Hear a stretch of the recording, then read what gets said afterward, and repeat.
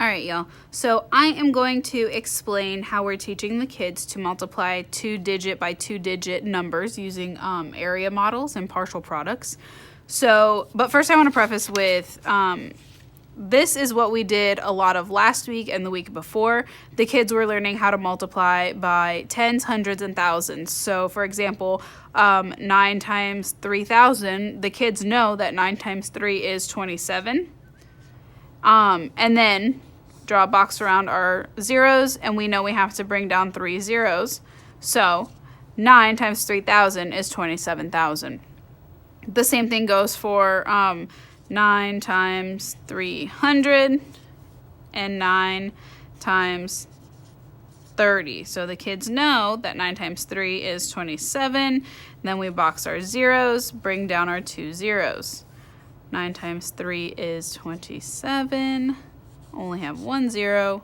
I like to still box them with the kids though, because a lot of the times they forget to bring them down at all, or they forget how many to bring down. So this is what we did last week and some of the week before.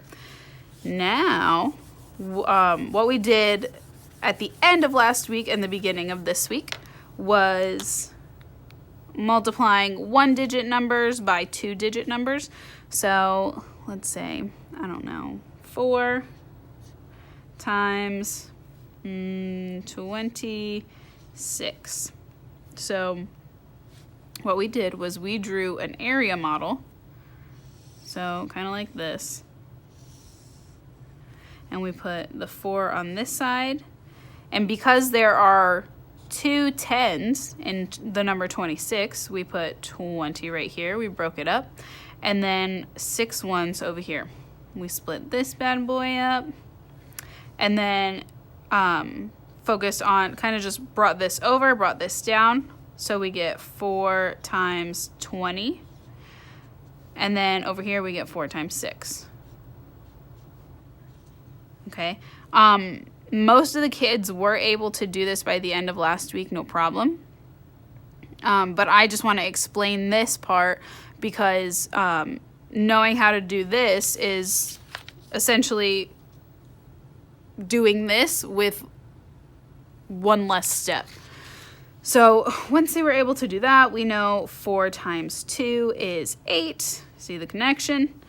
And then we're bringing 1 0 down. So 4 times 20 is 80. And then we know that 4 times 6 is 24. But the kids can't forget to add up the numbers. So we got 80 plus 24.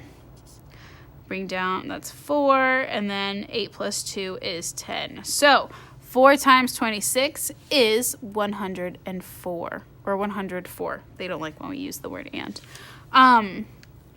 So then that leads us to our 2-digit by 2-digit questions. So let's see.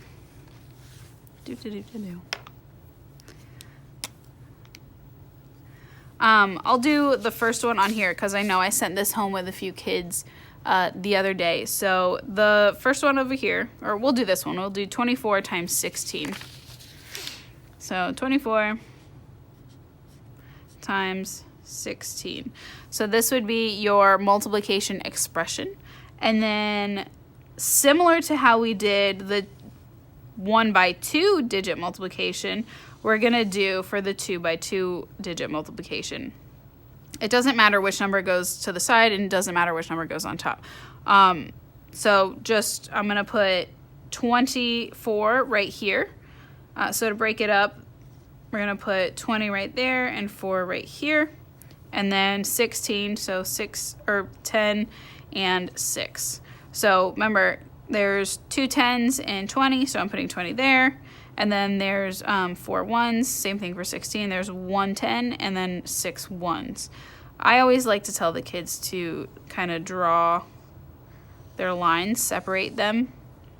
So then we'll have, and then I always tell them bring it over, bring it down. 20 will only ever be in these horizontal boxes, and 4 will only ever be in these horizontal boxes. And then the same for 10 and 6. They'll only be in each column. So this one we have 20 times 10. We have 20 times 6. We have 4 times 10 and 4 times 6. These numbers, since they naturally get smaller because you're going down by place value, this box is always going to be your highest value number, and then this box will always be your least value.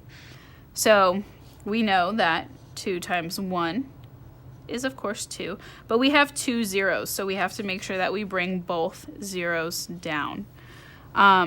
2 times 6 is 12, and we have 1 0, so we have to bring that guy down. We know that 4 times 10 is of course 40, and that 4 times 6 is 24. So, simple enough. The last step is where a lot of students are making mistakes. When they have to, let me see if I can erase this a little bit. When they have to add all of these numbers together, they forget the importance of the place value. So they'll put 40 plus 120 plus 200 plus 24. And then they'll just add it this way. So then I see 4 and then 2. That might go with that one. 4. That might go with that one. 5. But that would be incorrect because, as most people know, you have to align the place values. So if you see your student doing this, make sure that they align the place value. So we'll start with the biggest number. We always go greatest to least. So 200 plus 120. And you can ask them by drawing their attention to, okay, what place value is the 1 in, and what place value is in 120, and what place value is the 2 in 200. Since they're in the same place value, the hundreds place, they need to be on top of each other. And then the same thing for 40 and 24. So then you just got to add those together. That's 4. So 0 plus 2 plus 4 is 6, 7, 8. And then 2 plus 1 is 3. So 24 times 16 is 384. So the most common mistakes that I've been seeing in the classroom and that I've seen just teaching this concept is the students forget to bring zeros down. They don't know their multiplication facts, so the multiplication is incorrect, or they forget the importance of place value, and which ends up, their addition ends up being incorrect. So those are my most common misconceptions. I hope this helps parents teach their students or help them out while we are at home. And yeah, so if this was helpful, please let me know. I will gladly make more for you. I do know starting next week, I believe it's the 12th, we are going into division. So I'll probably definitely make some videos for division. But alrighty.